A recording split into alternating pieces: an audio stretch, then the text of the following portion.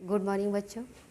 आप सामाजिक विषय पढ़ रहे हैं और पाठ 3 आपको पढ़ना है, ग्राम जीवन एवं समाज, जिसमें शिल्प और उद्योग आपको पढ़ना है। तो बच्चों, जैसा कि आपको हमने इस पाठ में पढ़ाया है कि किस तरह से ब्रिटिश शासन जो थे वह भारतीय किसानों की जो भूमि थी उसको अपनाने के लिए क्या नीतियाँ उन्होंने अपनाई थी। इसके लिए उन्होंने किसान तो किसान साहूकार को भी परेशान करके रखा था, और ये जो उनकी भूमि कर प्रणाली थी इसमें अंग्रेज़ों जमींदारों को काफ़ी नुकसान हुआ, और अंग्रेज़ जो थे उन्होंने इससे प्राप्त होने वाली पूरी आय पे नियंत्रण कर रखा था, जिससे किसान जो थे वह भारत के किसान गरीबी की तरफ बढ़ने लगे थे, और इसके जो जितने भी आय थी वह ब्रिटिश शासन के कब्जे में थी। अब बच्चों, भारतीय किसान अनपढ़ थे, गरीब थे, पढ़े लिखे नहीं होते थे, जिसका फ़ायदा साहूकार और अंग्रेज़ उठाते थे। लॉर्ड कॉर्नवालिस ने एक हस्तांतरित खेती जो थी, ज़मीन जो थी उनकी, उन्हें उसे एक हस्तांतरित वस्तु बनाकर कोई भी किसान की ज़मीन पर कब्जा कर लेता था। किसान गरीब थे, वो ऋण लेते थे, और उसकी एक ऋण को अदा करने की एक निश्चित अवधि थी, और उस अवधि के दौरान अगर वो किसी आपदावश नहीं दे पाते थे तो कोई भी व्यक्ति उनके ज़मीन पर कब्जा कर लेता था। और बच्चों, इसी तरह से भारत के जो किसान थे वह काफ़ी पीछे चले गए थे, और भारत में गरीबी छा गई थी। और जब समस्त विश्व में कृषि का आधुनिकीकरण हो रहा था, कृषि के क्षेत्र में क्रांति आई थी, तो भारत की जो कृषि क्षेत्र था वह निष्क्रिय था। नील की खेती कराने वाले जो ज़्यादातर बदनाम थे, क्योंकि ये किसानों पर ज़बरदस्ती उनसे खेती करवाते थे, नील की खेती करवाते थे, उनके ऊपर दबाव डालते थे, जिस कारण जनजातीय लोग और किसानों ने विद्रोह किया। अब इसके बाद आज पढ़ेंगे आप बच्चों इसमें शिल्प और उद्योग। शिल्प और उद्योग।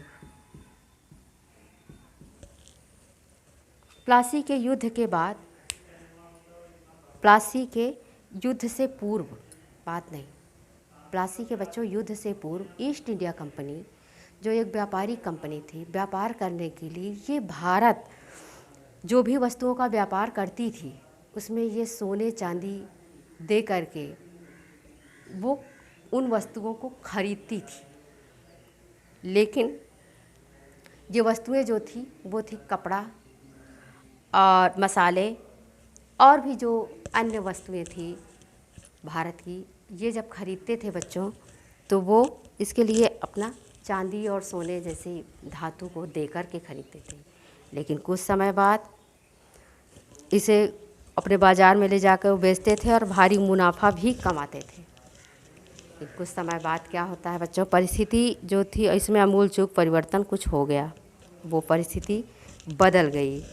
वो ये हुआ कि ये ईस्ट इंडिया कंपनी जो थी उसने अपनी शक्ति का प्रयोग किया, अपनी राजनीतिक शक्ति का प्रयोग अपने व्यापारिक उद्देश्यों की प्राप्ति के लिए किया, और उसने बुनकरों से यह बात की कि जो भी उसके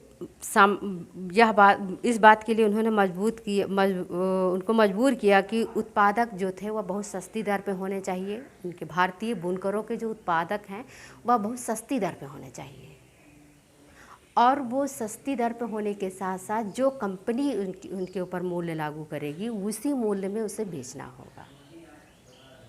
और इससे भारतीय बुनकरों को बच्चों काफ़ी नुकसान हुआ, और उनकी आर्थिक स्थिति को काफ़ी क्षति पहुंची।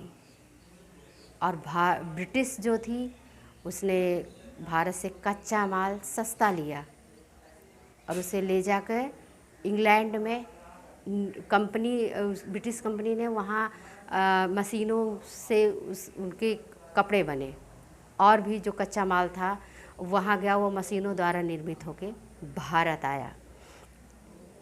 अब इसके कारण भारतीय बुनकरों को कच्चा माल जब प्राप्त करना होता था, तो भारतीय बुनकरों को कच्चा माल जब मिलता था तो वह भी उससे दुगना मूल्य पे प्राप्त करते थे, दुगना मूल्य पे प्राप्त करते थे। और उनके जो वस्त्र बनते थे वो पुराने और पारंपरिक तरीके से बनते थे। तो इसके कारण ये अपने वस्त्रों में जो था मूल्य इनकी अधिक थी।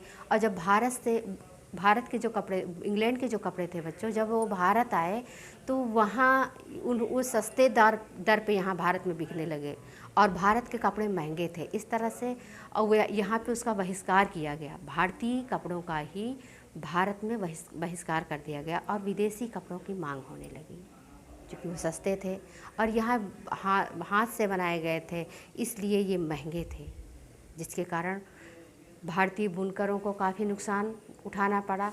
वो कच्चा माल देते थे, जो प्राप्त करते थे कंपनी से, वह भी उसको दुगना मूल्य में प्राप्त करते थे, और बनाने के बाद जब बेचते थे तो उनको फ़ायदा नहीं होता था, बल्कि उनके द्वारा बनाए गए जो ये वस्त्र वगैरह थे, ये सब उन्हें उसका बहिष्कार उन्होंने कर दिया। अब इससे भारतीय जो बुनकर थे उनको काफ़ी घाटा हुआ, और इसके साथ साथ सूती उद्योग जो था बच्चों पूरी तरह से बर्बाद हो गया। और इस सूती उद्योग ही नहीं, इससे संबंधित जो उस समय अन्य उद्योग थे, जैसे कि लोहा, धातु, बर्तन, कागज़, जलयान, इन सब फिर काफ़ी प्रभाव पड़ा, उसका काफ़ी असर पड़ा। और आगे जो था बच्चों वह था भारत द्वारा निर्मित वस्तुओं के विभिन्न आयात थे, कच्चे माल जैसे कपास, रेशम आदि पर भरपूर जोर दिया जाता था। यह कच्चे माल जो हैं ब्रिटेन के उद्योगों के लिए बहुत ज़्यादा इनकी आवश्यकता थी। और बागानों से संबंधित जो था जैसे चाय, कॉफ़ी और नील, इसकी भी विदेशी बाज़ारों में काफ़ी मांग थी। अब इसके बाद आप लास्ट पॉइंट इसका पढ़ेंगे, धन का दोहन। धन का दोहन, धन के दोहन में आज आप पढ़ेंगे अंग्रेज़ों ने भारत की धन संपदा बड़े पैमाने में ब्रिटिश भेजा था, बड़े पैमाने में ब्रिटिश भेज देते थे, जिसका अधिकांश हिस्सा कभी भी किसी भी रूप में भारत लौटकर आया ही नहीं। और अंग्रेज़ अपने शासनकाल के प्रारंभ से लेकर अंत तक भारत में विदेशी ही बने रहे। वह कोई उनकी जो ईस्ट इंडिया कंपनी थी, व्यापारिक कंपनी थी, और यहाँ पे राजनीतिक नियंत्रण था उस कंपनी का।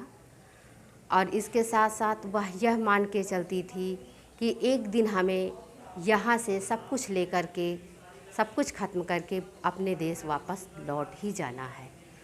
तो इस तरह से विदेशी कंपनी जो थी इसी तरह से धन दोहन की यह प्रक्रिया प्लासी के युद्ध 1757 के बाद शुरू हुई। कंपनी के कर्मचारियों ने ज़बरदस्ती साहूकारों से ज़मीन और व्यापारियों से धन ऐंठना प्रारंभ कर दिया। इसके बाद उसे ब्रिटेन भेजना शुरू किया। यहाँ तक कि कंपनी के जो कर्मचारी थे उनके वेतन भत्ते, और यहाँ तक जब वो रिटायर होने के बाद इंग्लैंड वापस जाते थे तो उनकी पेंशन भी भारतीय आय से ही दी जाती थी। और अंग्रेज़ जो थे प्रतिवर्ष भारत से करीब लाखों पाउंड राशि इंग्लैंड भेजते थे। और यहाँ तक कि भारत के विद्वान दादा भाई नौरोजी ने विस्तार पूर्वक अध्ययन करके बताया कि कच्चे माल का लाभ उपहार और प्रशासनिक खर्च में जो भी धनराशि खर्च होती थी वह भारतीय आय से ही दी जाती थी। इसके बदले भारत को कुछ भी लाभ प्राप्त नहीं होता था। और आज के लिए बस इतना ही। आपका यह चैप्टर आज समाप्त हो गया है। आगे आपको इसका रिटर्न अपलोड कर दिया जाएगा और ध्यान से आप इसको लिख लेंगे और समझ लेंगे।